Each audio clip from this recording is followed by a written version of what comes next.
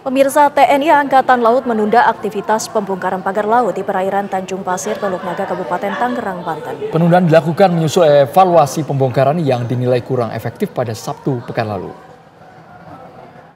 Pemirsa, proses pembongkaran pagar laut yang berada di perairan Kabupaten Tangerang sampai sejauh ini masih mengalami penundaan. Berdasarkan pantauan yang kami lakukan langsung di Pantai Tanjung Pasir dan juga informasi yang kami dapatkan dari petugas piket yang ada di sekitar, sampai sejauh ini memang pihak dari TNI AL masih belum melanjutkan proses pembongkaran pagar laut, kendati sudah dimulai sejak hari Sabtu 18 Januari lalu. Adapun pemirsa, mengacu yang disampaikan oleh Kepala Staf Angkatan Laut atau Kasal Laksamana Muhammad Ali, ini memang sampai sejauh ini ada sejumlah faktor yang melatar belakangi mengapa proses pembongkaran pagar laut ini mengalami penundaan.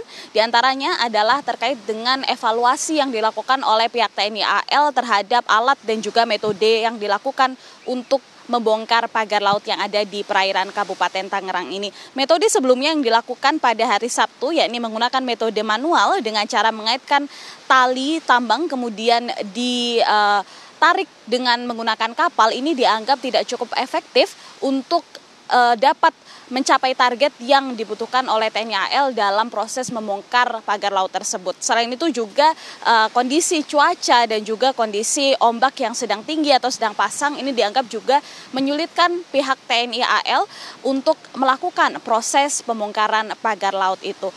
Meskipun demikian pemirsa, kalau kita lihat dari proses yang sebelumnya sudah berjalan sejak hari Sabtu, ketika pertama kali pembongkaran pagar laut ini dilakukan oleh pihak TNI AL, ini setidaknya sudah ada 600 personel yang dikerahkan untuk membongkar pagar laut.